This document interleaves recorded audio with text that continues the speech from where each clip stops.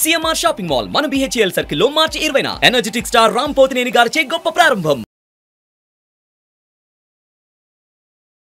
నమస్కారం, నేను మీ జాహ్నవి. మనతో ఉన్నారు ప్రముఖ జ్యోతిష్య వాస్తు పండితులు, జ్యోతిష్య వాస్తు శిక్షణ నిపుణులు, లలిత ఉపాసకులు, ప్రముఖ ఆధ్యాత్మికవేత్త బ్రహ్మశ్రీ నానాజీ పట్నాయక్ గురువు గారు.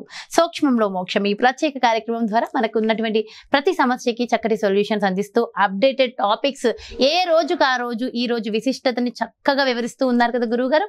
మరి ఈ రోజు కూడా చక్కగా రేపు ఏకాదశి కదా, దానికి సంబంధించి డీటెయిల్ ఇన్ఫర్మేషన్ గురువు గారు మాటలు అడిగి తెలుసుకుందాం. నమస్కారం గురుగారు. అయితే గురుగారు రేపు ఏకాదశి బుధవారం. అయితే ఇందాక నాకు తెలియకుండా ఏదో మాటల్లో రేపు పొద్దున ఒక పార్టీ ఉంది గురువుగారు అన్నాను కదా, అన్నప్పుడు మీరు ఏకాదశి అని చెప్పారు. జనరల్ గా బుధవారం కాబట్టి అందరం కూడా అంటే ఎక్కువ మంది నాన్ వెజ్ తినేవాళ్ళు, సో నాన్ వెజ్ తినేస్తే బాగుంటుంది అని అనుకుంటాం. అయితే మనకి తెలీదు, అంటే ఏకాదశి పర్టికులర్ గా చేసే వాళ్ళకి ఆ అవగాహన ఉండొచ్చు, ఎందుకంటే మీరు ఇచ్చే అవేర్నెస్ వీటి వల్ల. కానీ చాలా మందికి తెలియదు. సో మరి ఏకాదశి రేపు ఉంది.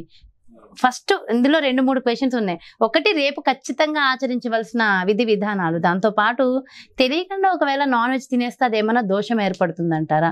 కామన్ గా బుధవారం ఆదివారం అందరూ నాన్ వెజ్ తింటున్నారు, మీలాంటి వాళ్ళు చెప్పడం వల్ల ఆదివారాన్ని అవాయిడ్ చేసేసాము, కానీ బుధవారం ఇంకా మానలేకపోతున్నాం. మరి తింటారమ్మా, తినొచ్చు. నాన్ వెజిటేరియన్ తినేదాంట్లో బుధవారం తినమని శాస్త్రంలో ఉంది. బుధవారం తినొచ్చు, ఆదివారం మాత్రం అసలు ముట్టుకోకూడదు. ఆదివారం రవి అంటే సూర్య భగవానుడికి అనుగ్రహం పూర్తిగా పోతుంది ఆదివారం తినడం ద్వారా. రైట్. ఐ థింక్ ఇవాళ రేపు కొంతమందికి అలవాటు ఉంటుంది, ఇంక వాళ్ళది. అయితే ఇక్కడ ఏంటంటే అమ్మా, ఒకటే గుర్తుపెట్టుకోండి, ఈ ఏకాదశికి ఉన్నటువంటి గొప్పతనం ఏంటో చెప్తాను. ఈ ఏకాదశి పుష్యమీ నక్షత్రంలో వస్తుంది, బుధవారం నాడు. అది కాకుండా గండయోగంలో ఉంది. గండయోగంలో ఉన్నప్పుడు ఏంటంటే గండములు తొలగిపోతాయి ఏకాదశి పాటించడం వల్ల. ఇప్పుడు చూడండి, 4 రకాల చతుర్విధ గండాలు ఉంటాయి. ఏమిటది? అగ్నిగండము.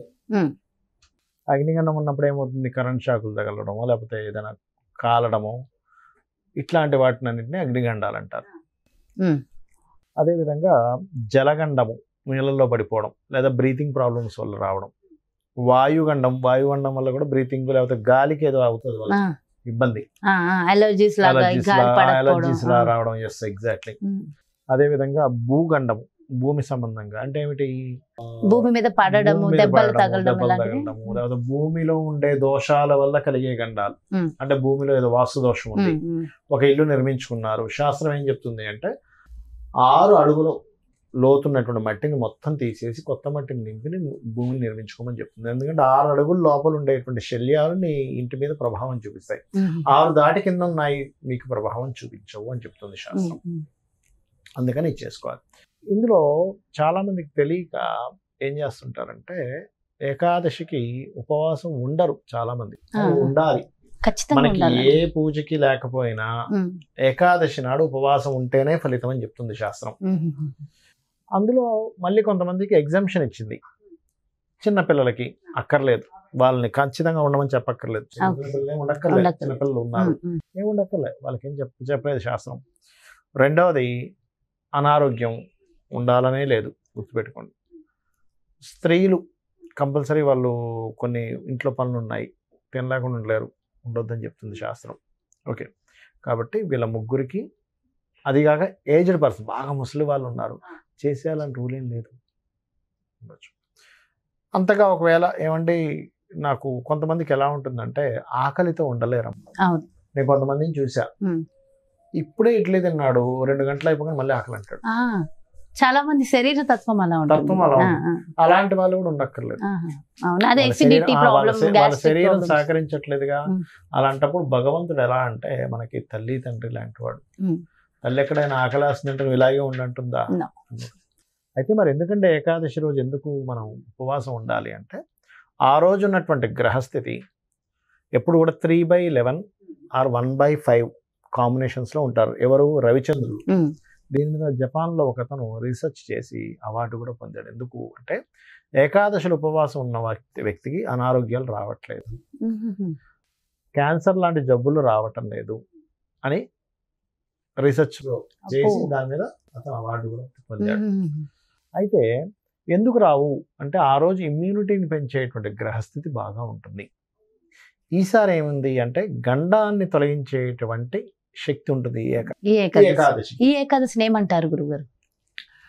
ఈ ఏకాదశి అమలిక ఏకాదశి అంటారు. అమలిక. అయితే ఈ ఏకాదశి ముఖ్యంగా ఒకటే గుర్తుపెట్టుకోండి, ఏకాదశి వచ్చింది అబ్బా నాకు ఎంత అదృష్టమో ఏకాదశి అని అనుకోవాలి. అనుకొని మీరు విష్ణువుని, మహావిష్ణువుని లేదా అమ్మవారిని ఆరాధన చేస్తూ సరిగ్గా 8 యామములు అని చెప్పింది శాస్త్రం. అంటే 8, ఒక యామం ఈజ్ ఈక్వల్ టు 3 hours. 8 3 24, అంటే 8 3 24 గంటల పాటు మీరు ఏమీ తినకూడదు. నిద్రపోవచ్చా? నిద్రపోవచ్చు, ఏకాదశికి సంబంధం ఏం లేదు. అంటే మధ్యాహ్నం కాదు, రాత్రి మధ్యాహ్నం పూట నిద్రపోకూడదు. శాస్త్రబద్ధంగా రోగగ్రస్తులు తప్ప మిగతా వారు ఎవరు కూడా మధ్యాహ్నం పూట నిద్రపోకూడదు, తప్పు. అదే విధంగా సాయంత్రం సంధ్యాకాలం దాటిన తర్వాత భుజించకూడదు, అది కూడా దోషమే చెప్పింది శాస్త్రం. సూర్య ఉపాసన చేసేవారు అస్సలు భుజించరమ్మా సాయంత్రం దాటిన, చీకటి పడిన తర్వాత తీసుకోరు అసలు వాళ్ళు ఏమి. అది ఆరోగ్యానికి కూడా మంచిది ఇక్కడ. సో ఆ రోజు మీరు అతిగండ యోగం లో జరుగుతుంది కాబట్టి మీ జన్మజాతకంలో ఏదైనా గండ సంబంధించింది ఉంటే ఆ మహావిష్ణు తొలగిస్తాడు. ఏమంటే నాకు విష్ణు సహస్రనామాల్లో ఏమీ టెన్షన్ పడక్కర్లేదు. ఓం నమో నారాయణాయ అద్భుతమైన మంత్రం. దీనికి ఓం నమో నారాయణాయ, ఓం నమ శివాయ, రెండు కలిపి కనుక చేయగలిగితే ఇంకా అద్భుతం, గుర్తుపెట్టుకోండి. అట్లాగే దానం ఇవ్వడం కూడా మంచిదని చెప్తుంది ఏకాదశి. ఆ ద్వాదశి రోజు కూడా దానం మంచిదని చెప్తుంది శాస్త్రం.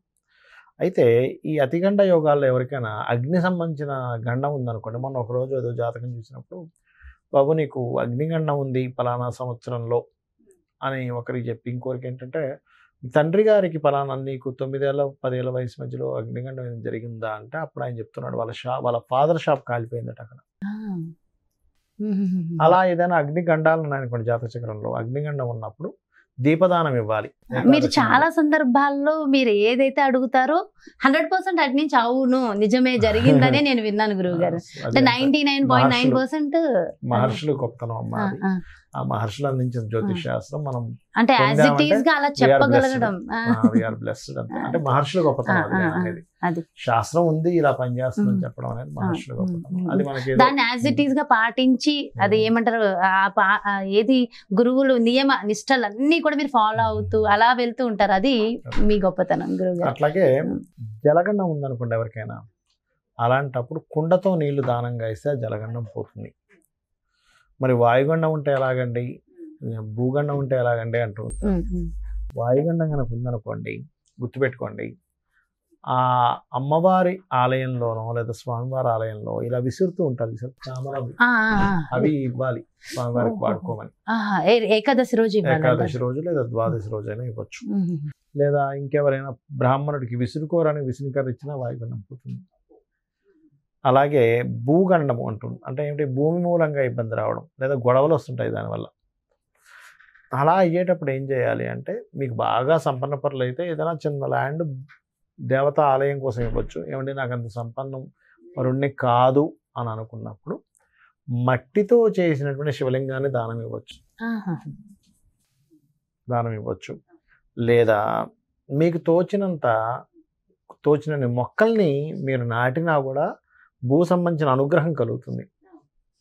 లేదు ఇవేమీ తెలియవండి నేను ఎక్కడ నాటుతాను ఎక్కడ తీసుకుని నాటుతాను, వరాహి అమ్మవారి యొక్క స్తోత్ర పఠనం చేసుకున్నా కూడా భూ సంబంధంగా వచ్చే ఇబ్బందులు పోతాయి, ఇచ్చేయచ్చు. ఓకే, సో గండాలను తొలగించే రోజు ఏకాదశి. సో చాలా తొలగించే ఏకాదశి. సో చాలా ప్రతి ఒక్కళ్ళు కూడా ఆ నియమ నిష్టలతో ఫాలో అయితే ఇంకా బాగుంటుంది. చాలా డీటెయిల్ గా ఎక్స్ప్లెయిన్ చేశారు అండ్ రెమెడీస్ కూడా వివరించారు గురుగారు. Thank you so much. నమస్కారం. ఎస్, ఇదండి అమలకి ఏకాదశి మరి బుధవారము. సో ఖచ్చితంగా అంటే రేపే ఖచ్చితంగా మరి ఏకాదశి నియమ నిష్టలు పాటిస్తూ చక్కగా ఏకాదశిని జరుపుకుని అందరికీ శుభాలు కలగాలని మనస్ఫూర్తిగా కోరుకుంటూ మరో చక్కటి ప్రత్యేకమైన కార్యక్రమంతో మళ్ళీ మీ ముందుకు చేస్తాను. మరి అదేవిధంగా పర్సనల్ గా ఒక్కసారి జాతక పరిశీలన చేసి మన యొక్క జాతకాన్ని మంచి దిశగా మార్చుకుని మనకి తగ్గ రెమెడీస్ చేయాలి, మీ జీవితంలో మార్పులు కావాలి అనుకుంటే, గురువుగారు అపాయింట్మెంట్ కావాలి అనుకుంటే వెంటనే క్రింద డిస్ప్లే అవుతున్నటువంటి నెంబర్స్ కి కాల్ చేయండి. నమస్కారం. సుమన్ టీవీలో మీ పర్సనల్ అండ్ బిజినెస్ ప్రమోషన్స్ కోసం కింది నెంబర్ కి కాంటాక్ట్ చేయండి.